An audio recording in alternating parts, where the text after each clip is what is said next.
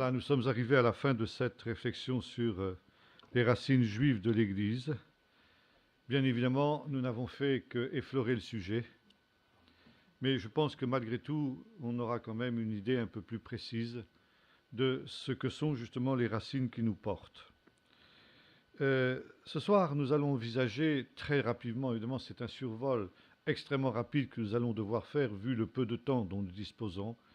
Nous allons nous envisager ce qu'a été justement la rupture, la cassure entre justement les racines juives de l'Église et puis finalement ce que l'Église est devenue par la suite. Le premier point que je voudrais souligner, c'est le fait que, à partir du moment, à la fin du 1er siècle, quand les apôtres ont commencé à disparaître les uns après les autres, et alors il y a déjà eu une dérive. La dérive de l'Église est quelque chose qui a commencé très vite. Et c'est quelque chose qui est là justement pour nous étonner. Aussi longtemps qu'ils étaient vivants, les apôtres exerçaient comment dirais-je, une surveillance, une autorité qui pouvait limiter quelque peu les dégâts. Mais à partir du moment où les apôtres disparaissent, alors des tensions apparaissent dans l'Église. Et ces tensions, elles éclatent, on en a parlé un peu tout à l'heure, entre ce qu'on va commencer à appeler à partir de ce moment-là la grande Église, c'est-à-dire essentiellement l'Église des païens, l'Église des gentils, pour reprendre l'image sur laquelle nous sommes arrêtés tout à l'heure quand nous avons parlé de ces deux églises qui se trouvaient à Rome, et les juifs chrétiens qu'on appelait, que nous avons vu aussi tout à l'heure, les Nazaréens. Et au travers justement de ces juifs chrétiens, nous allons avoir aussi un clivage.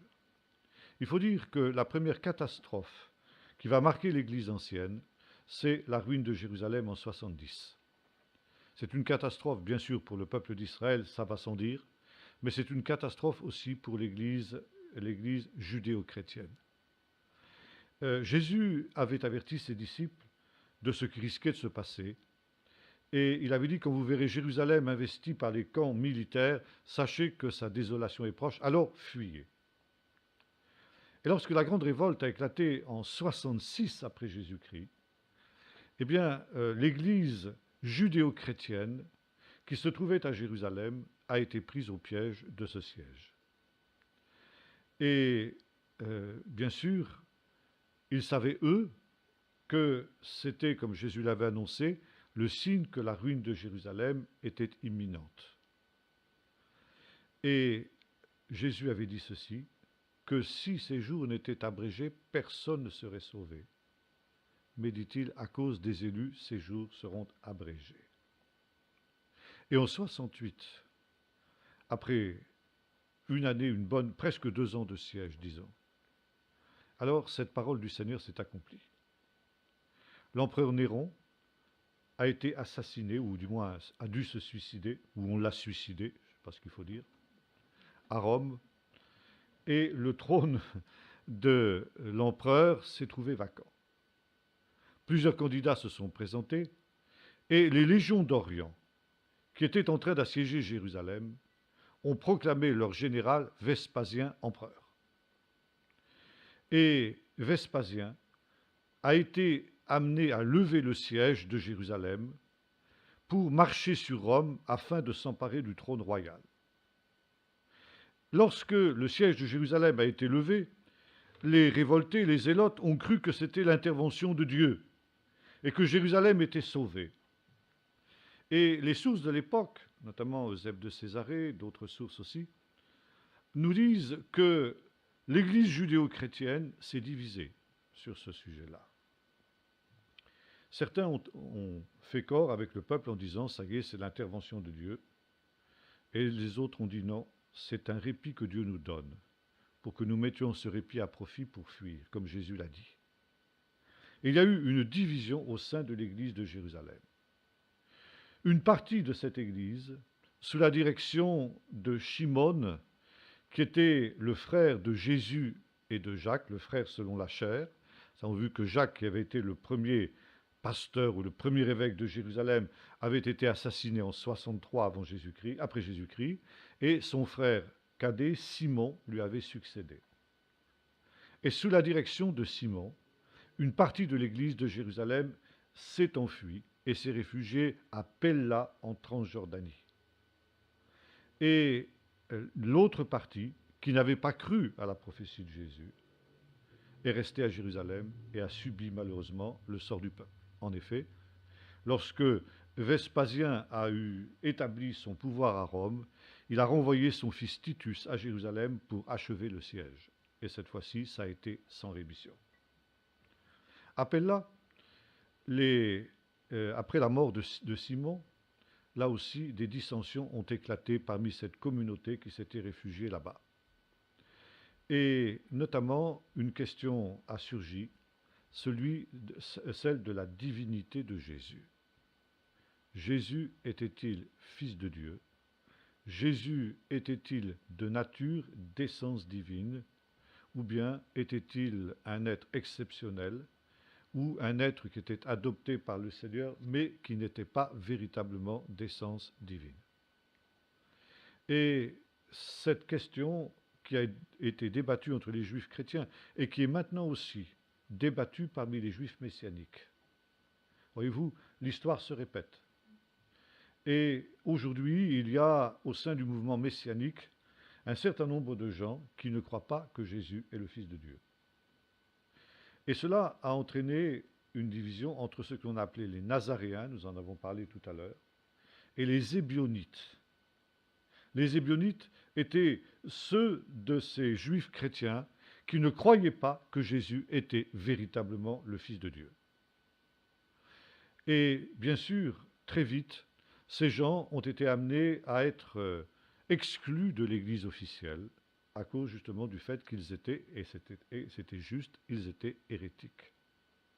À partir du moment où l'on ne croit pas que Jésus est le Fils de Dieu, on n'est plus établi sur le fondement dont Jésus avait parlé quand Pierre avait confessé « Tu es le Messie, le Fils du Dieu vivant ». Jésus a dit « Ça, c'est sur ce fondement-là que je bâtirai mon Église ».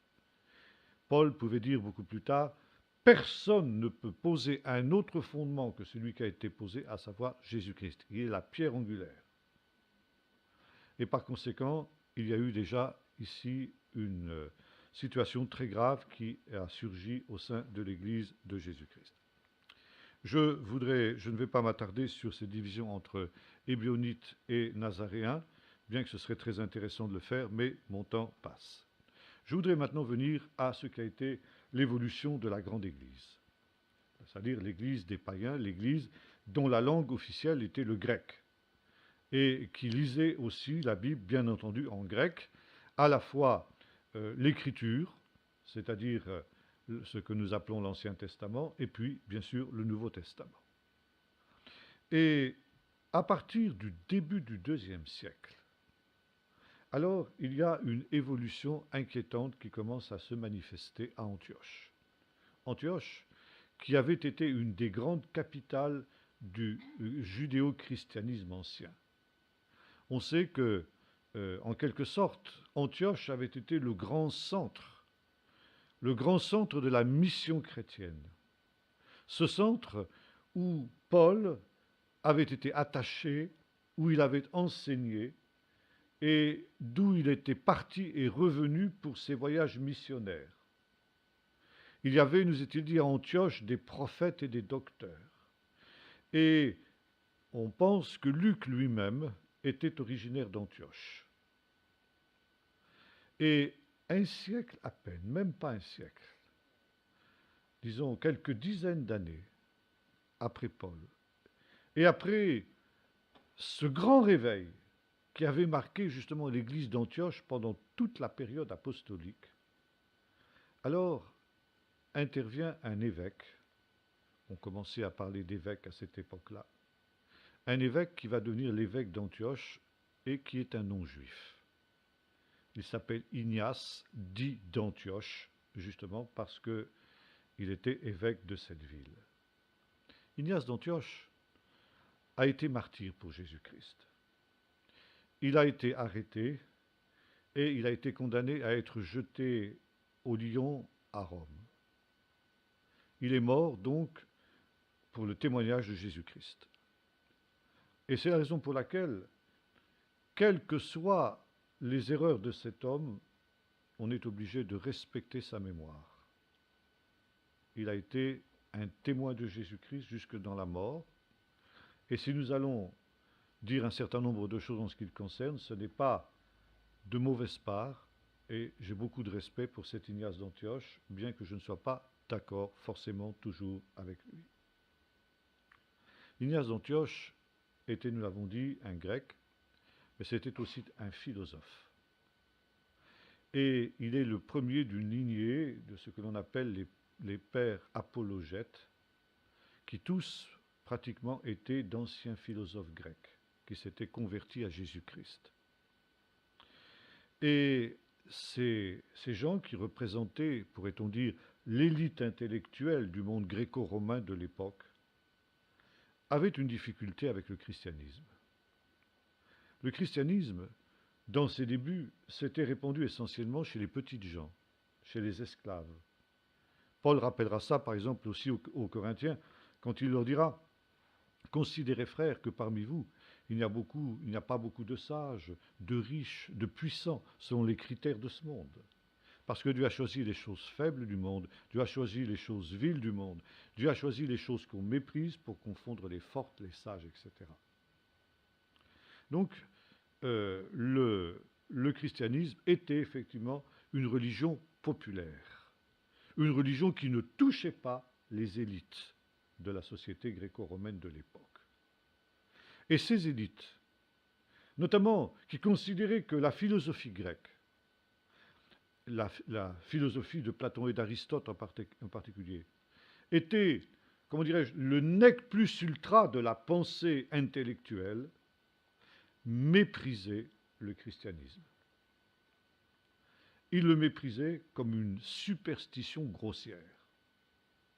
Vous vous souvenez que c'était déjà à ces philosophes que Paul avait eu affaire quand il était allé à Athènes. Et à Athènes, devant les philosophes épicuriens et stoïciens, il avait prononcé le fameux discours de l'Aréopage qui nous est rapporté dans le livre des Actes. Et il nous est dit que ces philosophes l'avaient écouté parce qu'ils pensaient que c'était une nouvelle doctrine, une nouvelle philosophie. Il avait écouté attentivement jusqu'au moment où Paul avait parlé de la résurrection des morts. Et il nous est dit, quand ils l'entendirent parler de la résurrection des morts, certains se moquèrent et les autres dirent, nous t'entendons là-dessus une autre fois. L'idée de la résurrection des morts, l'idée de ce Jésus qui meurt et qui ressuscite, qui est mort pour les péchés du monde, comme le dira l'apôtre Paul aussi dans la première épître aux Corinthiens, c'est une folie pour les Grecs. C'est une folie. Ils méprisent par conséquent le christianisme. Et les pères apologètes, ça veut dire ceux qui vont prendre le leadership de la grande Église à partir du début du IIe siècle, supplantant ainsi les apôtres, supplantant les Juifs qui avaient eu le leadership de l'Église jusqu'alors, eh bien, vont vouloir, et d'une certaine manière c'est légitime, évangéliser leurs collègues philosophes grecs. Et ils vont vouloir leur montrer que le christianisme naissant n'est pas une religion idiote, n'est pas une religion des gens simples, une superstition grossière comme ils le pensent. Mais ils veulent essayer de montrer que le christianisme est parfaitement compatible avec ce que la philosophie grecque a produit de mieux. Et que par conséquent, elle est parfaitement compatible avec ce que pensent les philosophes. Et pour cela, ils vont essayer de montrer que les grands philosophes grecs, notamment Platon et Aristote, ont été les précurseurs du christianisme. Et que la philosophie grecque a été une préparatio evangelica, ça veut dire une préparation à l'évangile que Dieu a permise. Ça veut dire, ils vont pour cela être obligés de couper l'évangile de sa véritable préparation evangelica qui est le judaïsme. Et ils vont, pour pouvoir greffer le christianisme naissant sur la philosophie grecque, ils vont devoir la couper de ses racines hébraïques, de ses racines juives. Ils vont faire exactement le contraire de ce que Paul dit dans l'Épître aux Romains, dans la parabole de l'olivier que nous avons survolée tout à l'heure très très rapidement, n'est-ce pas? Et ils vont essayer de la rebrancher, de la regreffer sur une philosophie, sur une idéologie païenne. Et à partir de ce moment-là, nous avons la création d'un pagano-christianisme. Et toute la démarche des pères de l'Église va être là. De telle sorte que l'Évangile nous est parvenu par l'intermédiaire des pères de l'Église. Et nous est venu, autrement dit, par l'intermédiaire de la tradition gréco-latine, et non pas justement par l'intermédiaire de la tradition d'Israël. Je pense que ceux qui ont assisté à ce séminaire pour la première fois ou pour une des premières fois ont été surpris de l'approche qui a été la nôtre, de notre démarche, de cette manière que nous avons de regreffer l'Évangile sur ses racines hébraïques. Pourquoi? Pourquoi est-ce que nous sommes surpris? Pourquoi est-ce que nous sommes même déstabilisés lorsque nous faisons cette démarche? Tout simplement parce qu'elle va à l'encontre de notre tradition chrétienne. Et même dans les milieux protestants et dans les milieux évangéliques, finalement, l'Évangile nous est arrivé par cette tradition gréco-latine, c'est-à-dire par la philosophie, par le biais de la philosophie grecque. Tous les chrétiens ne sont pas des spécialistes de Platon et d'Aristote, mais d'une certaine manière, nous respirons cette philosophie au travers justement des données de notre tradition chrétienne. Je voudrais simplement prendre quelques exemples. Par exemple, lorsque justement il est question de la résurrection dans le chapitre 15 de la première épître aux Corinthiens, où Paul nous dit ceci, que le corps qui est semé, donc charnel, ressuscite corps spirituel. Et bien souvent, lorsque nous lisons cette expression « un corps spirituel », nous comprenons un corps immatériel. Parce que pour nous, spirituel, ça signifie immatériel. Et nous nous imaginons que le corps de la résurrection sera en quelque sorte le corps d'une sorte de fantôme. C'est exactement ce que pensaient les Grecs. C'est exactement ce que pensaient les Corinthiens. Et c'est contre cette erreur que Paul veut les mettre en garde, justement. Parce que pour nous, quand nous disons spirituel, nous faisons exactement ce que faisait Platon. Pour Platon, il opposait la matière et l'esprit. Et pour lui, l'être humain était un être spirituel enveloppé dans une prison matérielle. Pour Platon, ce qui était spirituel était bon et ce qui était matériel était mauvais. Et par conséquent, l'être humain était dans cette situation où dans son être spirituel il était bon, mais dans son être matériel il était mauvais.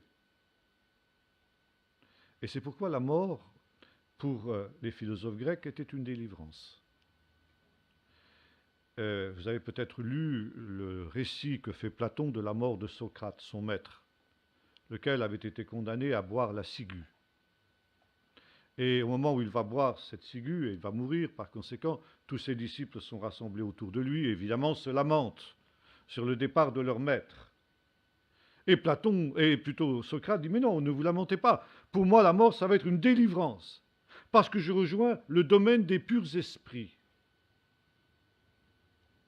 Alors pourquoi faudrait-il que cet être spirituel qui est bon, eh bien, se réincarne, si j'ose dire, dans une enveloppe matérielle qui va être forcément mauvaise? C'est pourquoi les philosophes grecs s'étaient moqués de la résurrection, quand Paul en avait parlé à Athènes.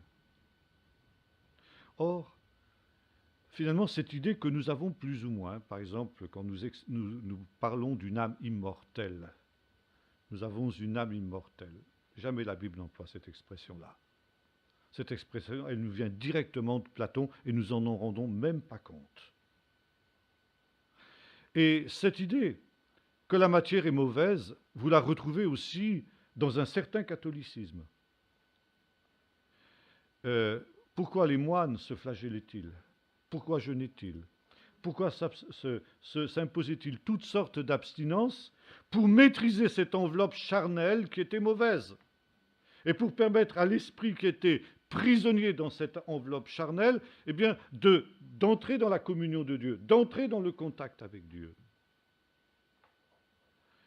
Et on retrouve même ça dans notre tradition protestante et évangélique.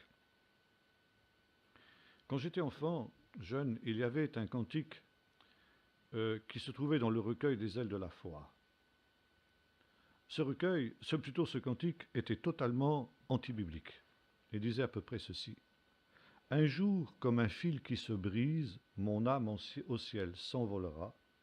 Au lieu d'une prison d'argile, Dieu m'offre un palais radieux. Ça, Platon aurait signé ça des deux mains. Mon corps, mon âme, qui est prisonnière dans une prison d'argile, mon corps. Et lorsque je quitterai ce corps à la mort, alors Dieu m'offrira dans le ciel un palais glorieux, un palais radieux. La Bible ne dit rien de semblable. Et il est évident que Paul, les premiers chrétiens, auraient été très surpris de cela. Quand j'étais à l'école biblique en Angleterre, il y avait aussi un cantique que l'on chantait qui était à peu près du même genre. Alors, grosso modo, ça disait à peu près ceci. Un jour glorieux, un jour joyeux, alors je m'envolerai vers le ciel. Ça veut dire que, en quelque sorte, l'espérance du chrétien, eh bien, c'est la mort, c'est au-delà de la mort, trouver une place dans le ciel. Bon, je ne dis pas que c'est faux, bien sûr, c'est vrai. Mais pour les premiers chrétiens, leur espérance n'était pas là. Leur espérance, c'était de voir la gloire de Dieu sur la terre, sur une terre renouvelée, sur une terre où le Seigneur serait intervenu. Parce que, contrairement aux philosophes grecs, pour la Bible, la matière n'est pas mauvaise. La matière, c'est une créature de Dieu, une création de Dieu. Et tout ce que Dieu crée est bon, parce que Dieu est bon. Et quand Dieu crée le monde matériel dans les premiers chapitres de la Genèse, Dieu 6 fois dit c'est bon. Et la 7e fois, il dit c'était très bon. Et s'il y a aujourd'hui de l'imperfection dans la création matérielle, Paul nous explique pourquoi, c'est à cause du péché de l'homme. Et Paul nous dit que même la création matérielle participera aussi à la rédemption. Parce que si la création matérielle échappe à la rédemption, ça veut dire que quelque chose de la création de Dieu échappe à sa souveraineté et le règne de Dieu, le royaume de Dieu n'est pas complet. Et Paul nous dit, c'est toute la création qui soupire après la révélation des fils de Dieu. Et c'est pourquoi aussi notre corps matériel, eh bien, sera transformé en un corps spirituel. Mais encore une fois, pour la Bible, spirituel ne signifie pas immatériel.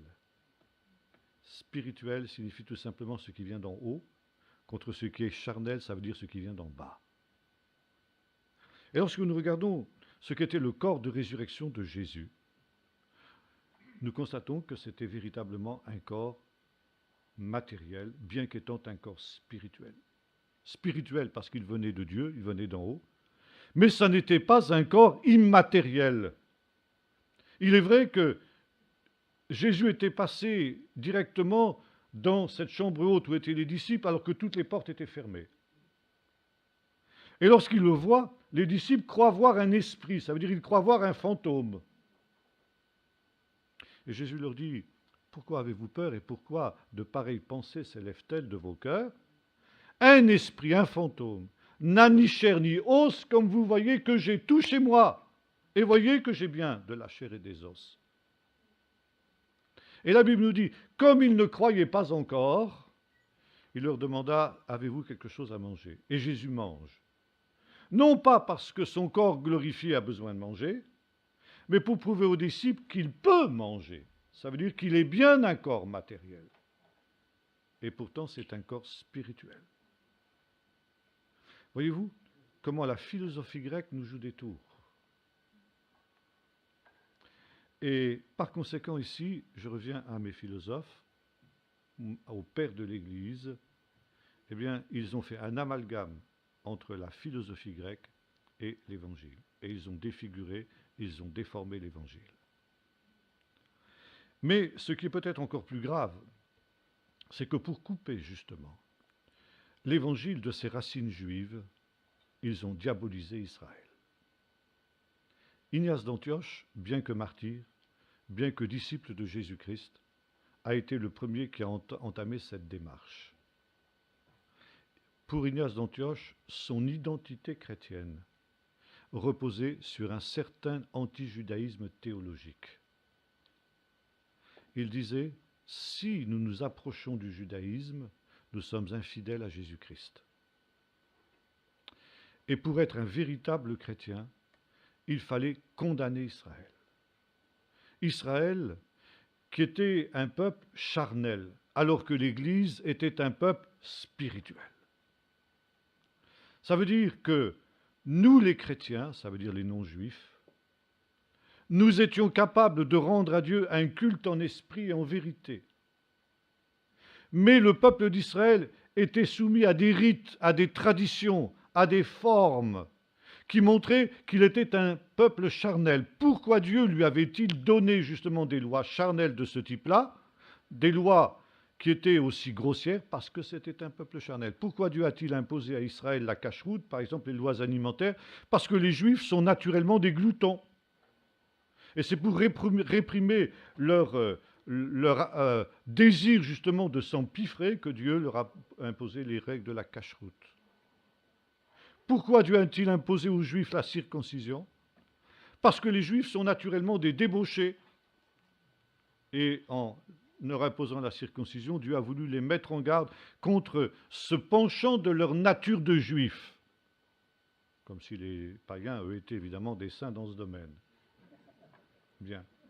Et ça continue comme ça. Pourquoi Dieu a-t-il imposé à Israël des prières qui sont figées? Pourquoi des rites? Pourquoi des pèlerinages? Pourquoi un temple qui était aussi comme ça? Parce que les Juifs étaient tellement bornés, ils avaient un esprit tellement limité qu'ils étaient incapables de s'élever jusqu'à Dieu. Alors il leur fallait des choses qu'ils pouvaient toucher, il leur fallait une arche d'alliance, il leur fallait des objets qu'ils pouvaient voir, qu'ils pouvaient toucher, etc.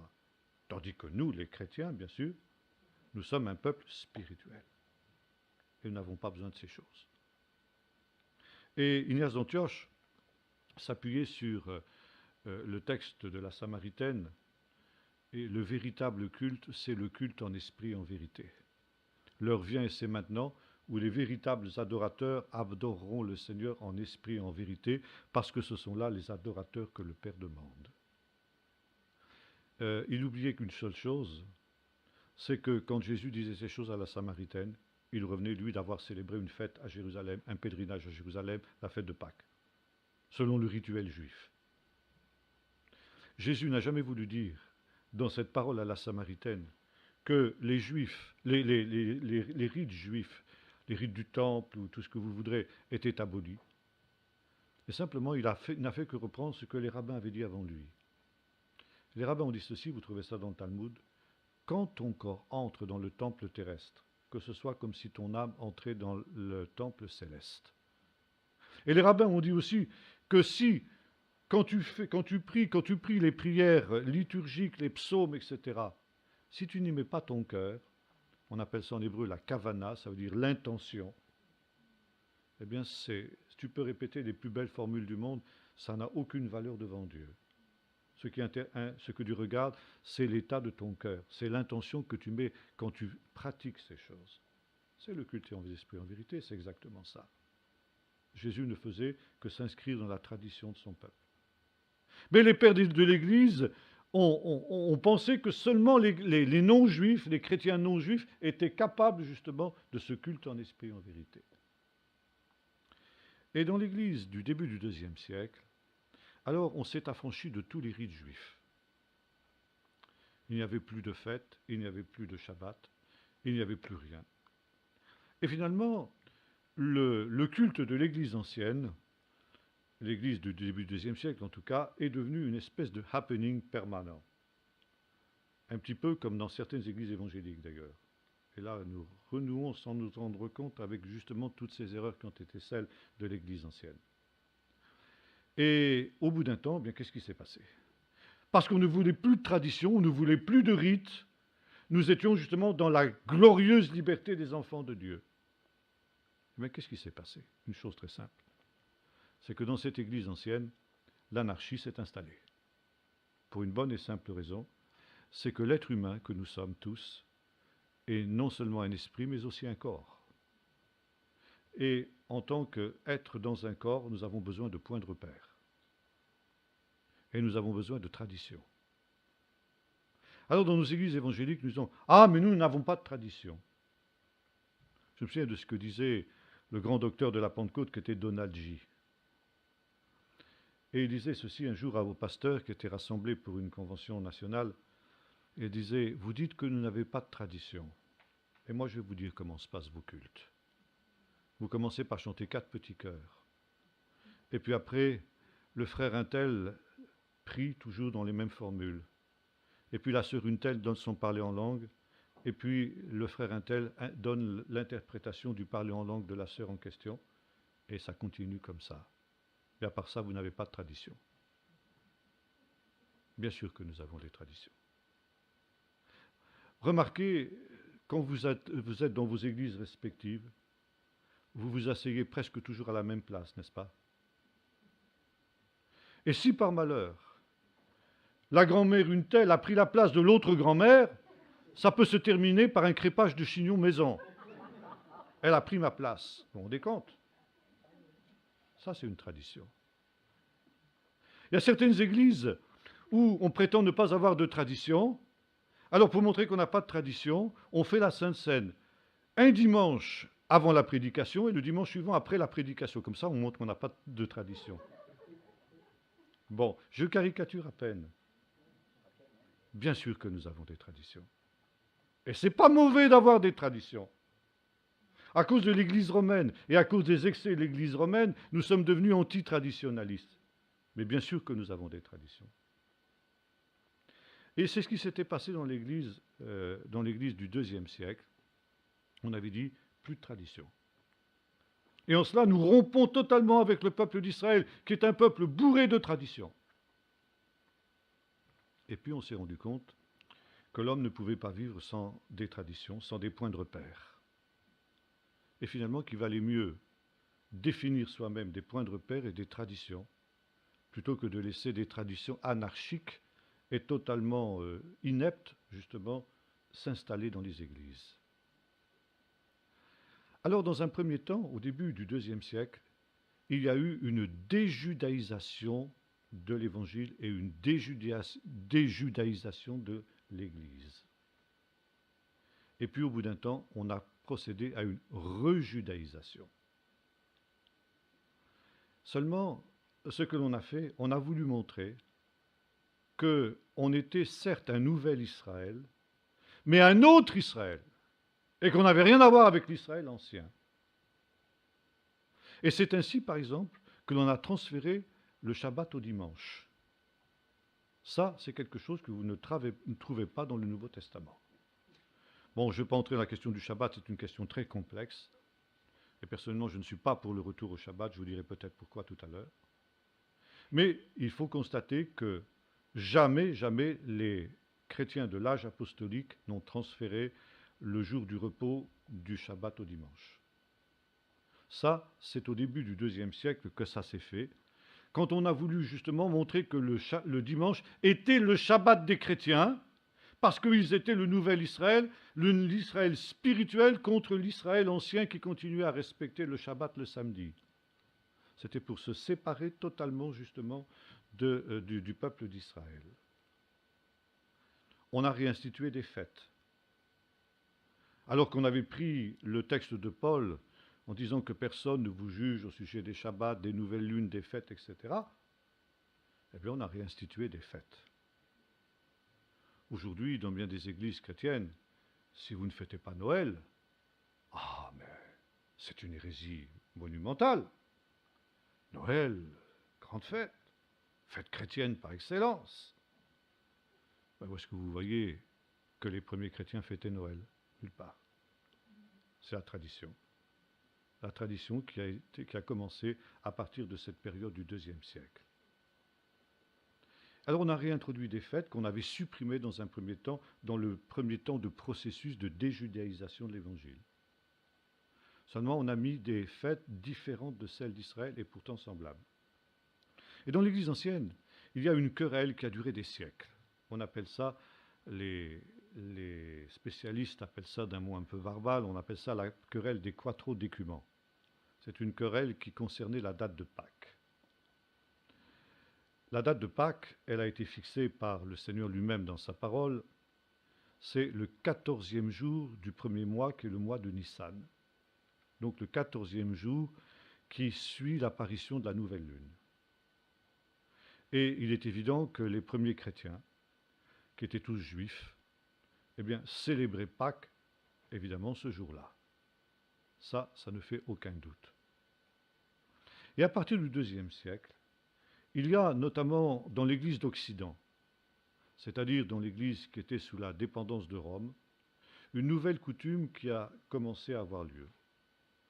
On a découplé les Pâques chrétiennes, parce que vous remarquerez que Pâques, c'est au pluriel pour les chrétiens et singulier pour les juifs.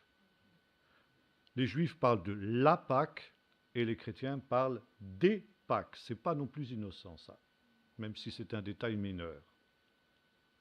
Et alors, on a commencé à célébrer les Pâques, non pas le 14e jour du mois de Nissan, mais le dimanche qui suivait l'apparition de la première lune. De telle sorte que les Pâques chrétiennes ne coïncident pas avec la Pâque juive. Et à partir du moment où on avait découplé les Pâques chrétiennes avec la Pâque juive, on découplait aussi forcément la Pentecôte chrétienne de la Pentecôte juive, puisque la Pentecôte se célèbre 50 jours après Pâques. Et c'est ainsi justement qu'il y a eu un deuxième calendrier, un calendrier liturgique chrétien, qui était calqué sur le calendrier liturgique juif. Il en était le décalque exact, mais à d'autres dates, pour montrer qu'on n'était plus sous la loi, mais qu'on était sous la grâce. Alors cette querelle des quattro-décuments, elle a empoisonné les relations entre l'Église d'Occident et l'Église d'Orient, parce que l'Église d'Orient gardait justement la célébration de Pâques le 14e jour du mois de Nissan, c'est pourquoi on les appelle les quattro-décuments, ceux qui célébraient Pâques justement après 14 jours, quattro-décuments, donc en grec ça veut dire 14 jours après. Hein. Et puis finalement, c'est à Nicée que Constantin a exigé que toute la chrétienté célèbre Pâques, donc selon le rite romain, sous peine d'excommunication. Alors, ça nous semble complètement ridicule, cette querelle des quattro-décuments. Ça nous semble complètement disproportionné. Mais l'enjeu était de taille. C'était couper le dernier lien qui reliait l'Église chrétienne à Israël. Et finalement, vous avez toutes les autres fêtes chrétiennes qui sont les décalques des fêtes juives. Je vais parler de Noël tout à l'heure. Noël, qui se célèbre le 24 décembre, eh bien, soi-disant, c'est la naissance de Jésus. Il y a une chose dont on peut être sûr. Nous ne savons pas quand Jésus est né. La Bible ne le dit pas. Mais nous pouvons être sûrs que c'est sûrement pas le 24 décembre. Ça, au moins, c'est une certitude. Pour une bonne et simple raison, c'est qu'il nous est dit qu'il y avait des bergers qui passaient dans les champs les veilles de la nuit. Allez à Bethléem un 24 décembre, passez la nuit dehors, vous allez voir. Les bergers étaient tous rentrés à cette époque-là. Pourquoi a-t-on mis Noël le 24 décembre? Parce qu'à peu près à cette époque-là, il y a une fête juive qu'on appelle la fête de Hanouka, qui est la fête des Lumières.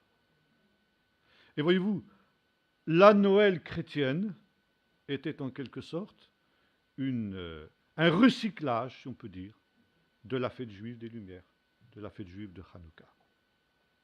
Il n'est pas jusqu'aux jeunes mineurs, qui ne sont plus guère respectés aujourd'hui par la majorité des membres de l'Église romaine, si ce n'est par quelques moines peut-être, n'est-ce pas, qu'on appelle les jeunes de quadragésime, sexagésime et toutes ces choses-là, eh bien qui ne sont le décalque exact, le recyclage des jeunes mineurs du peuple d'Israël, le jeûne de Guédalia, le jeûne du 17 de Tammuz, etc., etc. Par conséquent, il y a un décalque exact des faits. Il y a eu une rejudaïsation de l'Église chrétienne, mais le nouvel Israël qui était l'Église était un autre Israël. Et un autre Israël qui méprisait Israël. Et a commencé alors ce que l'on a appelé justement l'enseignement du mépris. Il y avait un autre père de l'Église qui lui aussi a été un martyr. Il s'appelle Justin. Justin dit martyr justement parce que lui aussi a été martyrisé à Rome dans les années 60 du IIe siècle. Et Justin est un homme qui aurait eu, en tout cas c'est comme ça qu'il l'écrit dans un ouvrage qu'il a écrit, il aurait eu une controverse théologique avec un juif qui se nommait Tryphon. En fait, les spécialistes pensent que son vrai nom c'était Rabbi Tarfon. Et Justin déclare à peu près ceci, parlant de l'écriture. Les écritures, vos écritures, ou plutôt les nôtres. Parce que finalement, ces écritures, puisque vous n'avez pas reçu Jésus, eh bien ces écritures, elles ne vous appartiennent plus. Elles sont nos écritures. Et Dieu vous a donné l'écriture, à vous les Juifs, à seule fin que vous nous la transmettiez à nous les chrétiens. Maintenant, ces écritures ne vous appartiennent plus. Et finalement, il y a eu une usurpation d'identité par rapport aux Juifs et une usurpation des biens. Nous avons vu tout à l'heure que Dieu avait voulu qu'il y ait partage des richesses d'Israël avec les païens. Mais les païens ne se sont pas contentés du partage, ils ont pillé les richesses d'Israël pour l'en priver. Et ça, c'est extrêmement grave. Un peu plus tard, à la fin du IIe siècle, alors il y a eu une cassure encore beaucoup plus grave. C'est un homme qui s'appelait Marcion, qui était originaire d'Asie mineure, et qui avait enseigné. D'abord, il a été celui qui a essayé de revoir le canon d'écriture. Il a enseigné, il a repris la philosophie de Platon, il était à fond néoplatonicien. Et il déclarait que finalement, il y avait dans l'univers deux dieux. Le Dieu de l'Ancien Testament, c'est lui qui a été le premier à employer l'expression Ancien Testament. Jusqu'alors, cette expression n'existait pas dans le christianisme. Mais il a été le premier à faire la différence entre l'Ancien Testament et le Nouveau Testament. L'Ancien Testament, c'était quelque chose de caduc, c'était quelque chose de dépassé, c'était quelque chose qui ne concernait plus les chrétiens. Les chrétiens n'étaient obligés que par le Nouveau Testament. Et le Dieu de l'Ancien Testament était un Dieu cruel, un Dieu sanguinaire, un Dieu guerrier. Et par conséquent, c'était le Dieu d'Israël, bien sûr, mais ce n'était pas le Dieu des chrétiens. Et je reprends ce que disait hier ce pasteur, que je ne nommerai pas, mais que j'évoquais, qui disait « Mon Dieu n'est surtout pas le Dieu d'Israël ». C'est exactement ce que disait Marcion. Et par contre, il y a un autre Dieu dans la Bible, le Dieu bon, le Dieu d'amour, Jésus. Alors, il opposait Jésus à Dieu, il opposait Jésus au Père. Jésus était celui qui avait donné le Nouveau Testament, qui était justement la loi d'amour. Et bien entendu, l'Ancien Testament, c'était pour le peuple d'Israël. Parce que le peuple d'Israël était ce peuple guerrier, était ce peuple cruel, était ce peuple sanguinaire, qui avait fait des guerres, qui avait massacré les Cananéens, bref, tout ce que l'on retrouve aujourd'hui. Et Marcion voulait complètement couper l'Église de ses racines juives. Et pour lui, le critère du canon, c'était justement l'antijudaïsme. Et même dans le canon du Nouveau Testament, il rejetait un certain nombre d'écrits qui étaient trop juifs à son avis. Par exemple, l'évangile de Matthieu. C'était trop juif. Et le seul critère de l'inspiration de l'écriture, c'était l'opposition au peuple d'Israël. Alors Marcion est allé tellement loin dans ce domaine que l'Église officielle a été obligée de le désavouer. Et Marcion est considéré aujourd'hui comme un hérétique, et son mouvement comme un mouvement hérétique. Parce que justement l'Église ancienne a compris que si elle se coupait totalement de ses racines juives, elle s'auto-détruisait. Elle sciait la branche sur laquelle elle était assise. Mais même si Marcion a été excommunié, rejeté, une partie de sa doctrine est passée dans l'Église chrétienne.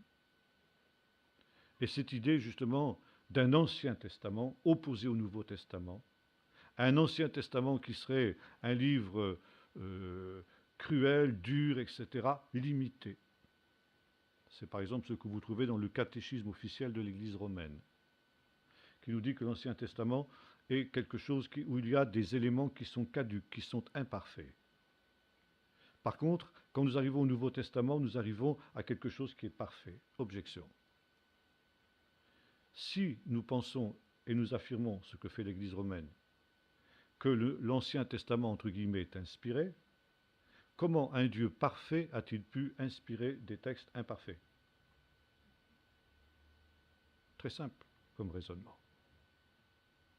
Mais voilà, le marcionisme est en train de revenir à toute vitesse aujourd'hui, avec l'antisionisme, où on retrouve aussi cette idée que le peuple d'Israël, le peuple de l'Ancien Testament, est un peuple cruel, barbare, etc., qui, au nom de l'Ancien Testament, au nom de sa Bible, dépossède les Palestiniens de leurs biens. Et par conséquent, c'est quelque chose qui, par rapport au Nouveau Testament, qui est amour, qui est l'amour du pauvre, qui est l'amour de l'opprimé, est parfaitement inacceptable. Comme nous sommes chrétiens, nous, et pas juifs, nous privilégions le Nouveau Testament contre l'Ancien Testament. Par conséquent, en tant que chrétiens, fidèles disciples de Jésus-Christ et lecteurs du Nouveau Testament, nous sommes obligés de prendre le parti des opprimés, des pauvres, c'est-à-dire des Palestiniens, contre les oppresseurs que sont les Israéliens. Et par conséquent, de désavouer cette lecture qu'ils font des prophéties, et selon lesquelles, justement, la terre d'Israël leur appartiendrait. Et là, il y a une autre aberration que nous trouvons chez Marcion et chez les pères de l'Église, aussi d'une manière générale, c'est une lecture allégorique de la Bible. La Bible, ça veut dire l'Ancien Testament, doit être interprétée de manière allégorique. Et on ne peut pas la prendre à la lettre, parce que c'est une lecture spirituelle. Les Juifs, eux, en font une lecture littérale, parce que justement, ils ne sont pas un peuple spirituel, ils sont un peuple charnel, à l'inverse de nous, les chrétiens. Et par conséquent, la seule lecture valable de l'Écriture, c'est la lecture allégorique. Ça veut dire que quand le prophète Ézéchiel voit les ossements desséchés qui se rassemblent et qui se lèvent pour devenir une grande armée, pour les chrétiens, ça n'est évidemment pas la résurrection du peuple d'Israël qui est prophétisée là, mais c'est le réveil de l'Église. Lorsqu'il est question du rétablissement d'Israël dans son pays et des exilés qui seront rassemblés des extrémités de la terre, il faut comprendre qu'au dernier jour, Dieu va rassembler toute son Église. C'est l'Église qui est rassemblée. Et quand nous lisons Israël, Jérusalem dans l'Ancien Testament, il faut comprendre l'Église. Sauf, bien sûr, quand il s'agit des malédictions. Quand les prophètes reprennent Israël parce qu'Israël est pécheur, alors là, ça s'applique bien à Israël. Mais quand il est question de bénédiction, ça concerne l'Église. Bon, vous voyez là, le caractère totalement arbitraire et totalement artificiel de ces choses. Et enfin, dernier point, et un point qui n'est pas un des moindres, c'est ce qu'on appelle l'amillénarisme. À partir de Constantin en particulier, et en particulier avec saint Augustin dont j'ai parlé tout à l'heure, eh bien, il y a une réinterprétation de l'espérance de l'Église. Nous avons vu que l'espérance des premiers chrétiens, c'était le retour de Jésus, la résurrection et le règne dans la gloire, sur la terre nouvelle et le ciel nouveau. Ça, c'était l'espérance des premiers chrétiens. Et même si, comme le dit l'apôtre Paul, en attendant ce temps, ceux qui décèdent sont déjà dans un lieu de paix, de joie et de bonheur, ce n'est qu'un lieu d'attente. Ce n'est qu'une solution d'attente, mais le but final n'est pas là. Le but final, c'est la résurrection, c'est le retour de Jésus et c'est le règne avec lui. À partir de la conversion de Constantin, on considère qu'on en est arrivé dans le millénium. Le règne de Dieu est arrivé sur la terre. Et par l'Église, le Seigneur est celui qui règne. Et par conséquent, il y a une réinterprétation de l'espérance chrétienne. Comme nous disions tout à l'heure, l'espérance chrétienne, eh bien, c'est tout simplement d'aller au paradis après la mort. Plus question de résurrection, plus question du retour de Jésus et des choses semblables. Bien sûr, dans le catéchisme, dans les formulations de foi, on le confesse, parce que c'est quand même biblique, on ne peut quand même pas l'effacer de la Bible. Mais dans les faits, ça fonctionne comme si, finalement, on n'avait pas d'autre espérance qu'une vie après la mort. Alors que, encore une fois, ça c'est une solution d'attente. Et par conséquent, c'est finalement l'essentiel même de l'Évangile qui est complètement déstabilisé par justement cette nouvelle théologie qui vient justement de l'intervention des pères de l'Église. Et il y a cette idée que nous sommes déjà dans le millénium. Bien sûr, comme disait un pasteur, si le diable est lié aujourd'hui, il a une drôlement longue chaîne. Mais voilà, c'est encore aujourd'hui ce que la théologie des églises officielles, des églises historiques, l'église romaine, les églises réformées, luthériennes, etc., professent aussi cet amillénarisme. Et, chose beaucoup plus grave, dans beaucoup de milieux évangéliques aujourd'hui, on est en train de revenir aussi à l'amillénarisme. Et ça, c'est quelque chose de dramatique. Et il y a par conséquent ici un détournement d'espérance. Et alors justement, on arrive à ce stade où le christianisme est devenu, avec le temps, une religion différente du judaïsme. Une religion autre. Et aussi bien du côté juif que du côté chrétien, on s'en accommode parfaitement.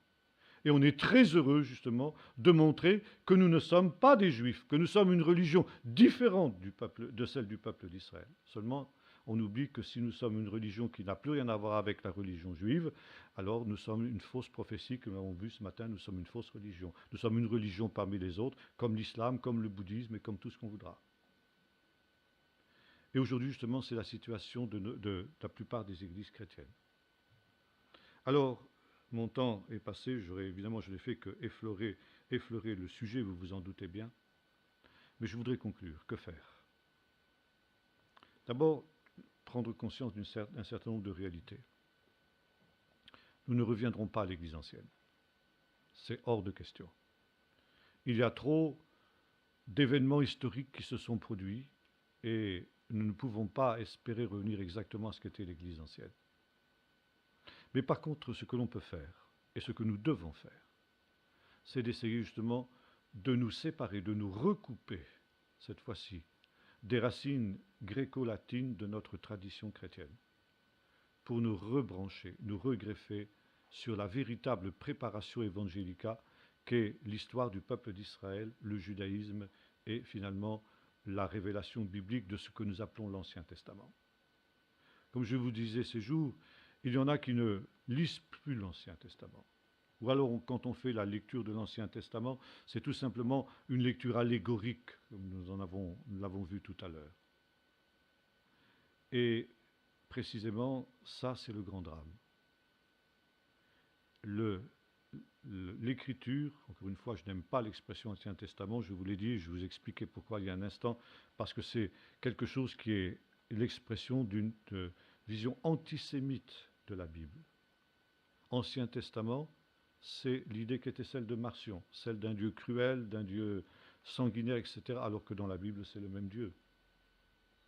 Quand Jésus nous parle de ce qui se passera à son retour, comment iront dans le lieu de tourment où il y aura des pleurs et des grincements de dents. Pour les impies, ce n'est pas tellement plus doux que ce que le Seigneur révélait à Israël quant au jugement des méchants dans le dernier jour.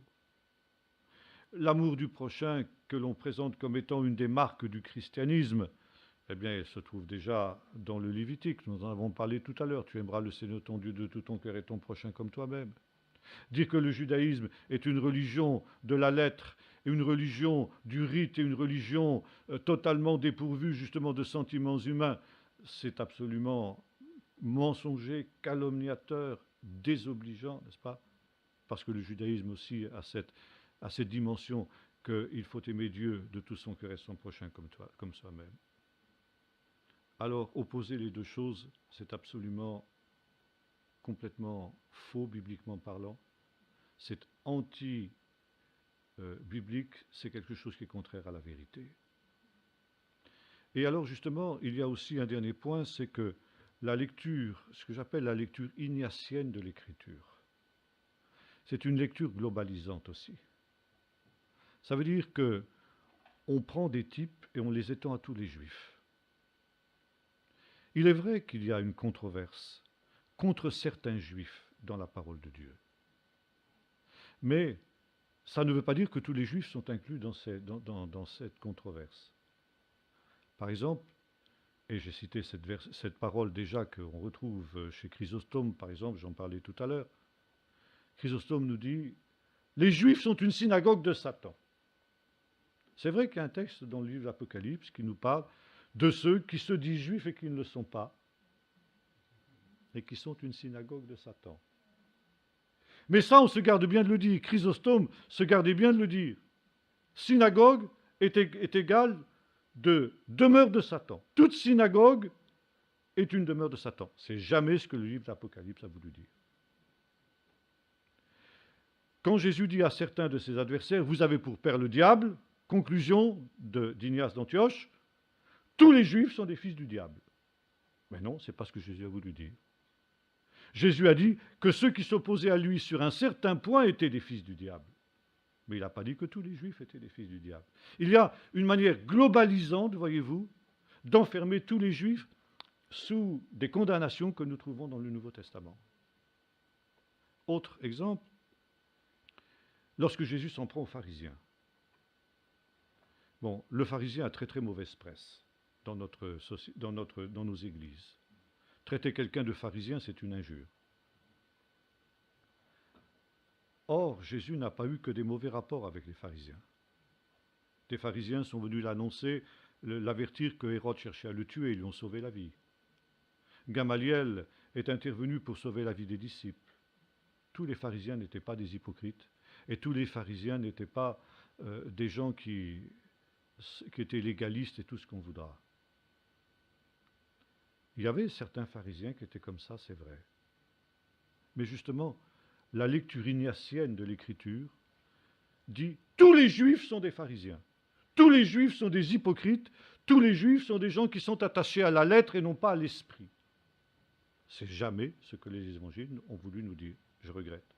En tant qu'exégète, c'est pas ça. Une autre figure aussi qui est devenue l'image du juif, c'est l'image de Judas Iscariote. Judas le traître. Ah, alors là, c'est le prototype du juif de tous les temps. Le juif est un traître potentiel. Et par conséquent, tous les juifs sont des Judas. C'est très intéressant d'ailleurs de noter que Judas, dans nos traductions à nous, quand il est question de Judas, par exemple, le fils de Joseph, il ne prend pas d'S. Judas Iscariote est toujours écrit avec un S. Ça n'a aucune justification dans le grec. Quand il est question aussi d'un bon Judas, beaucoup de nos versions l'appellent Jude. L'épître de Jude, par exemple. Tout à l'heure, il est question de Barnabas et de Jude dans le décret apostolique qui ont été envoyés par les apôtres vers toutes les églises avec la lettre qu'ils ont destinée à toutes ces églises. C'est un bon Judas, celui-là, alors on l'appelle Jude. Seulement, je regrette, dans le texte grec du Nouveau Testament, ça s'écrit exactement de la même manière que Judas Iscariote. Voyez-vous, ce n'est pas innocent, toutes ces choses-là. L'Épître aux Hébreux, par exemple. Pourquoi l'appelle-t-on l'Épître aux Hébreux? Elle n'est pas signée.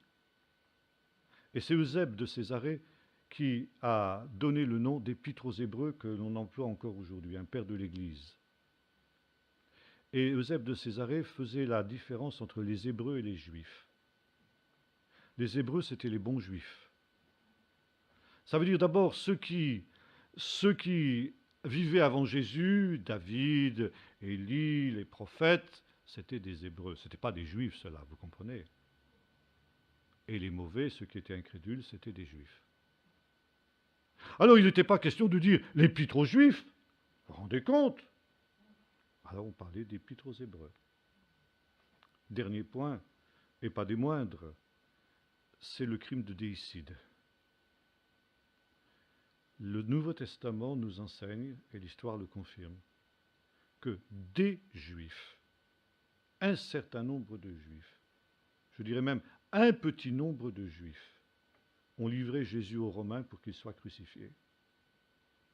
Et à partir justement d'Ignace d'Antioche et des pères de l'Église, on a dit les Juifs, tous les Juifs, et tous les Juifs de tous les temps et de tous les lieux sont coupables de la mort de Jésus, ce qu'on appelle le crime de déicide, parce que leurs pères ont crié que son sang soit sur nous et sur nos enfants.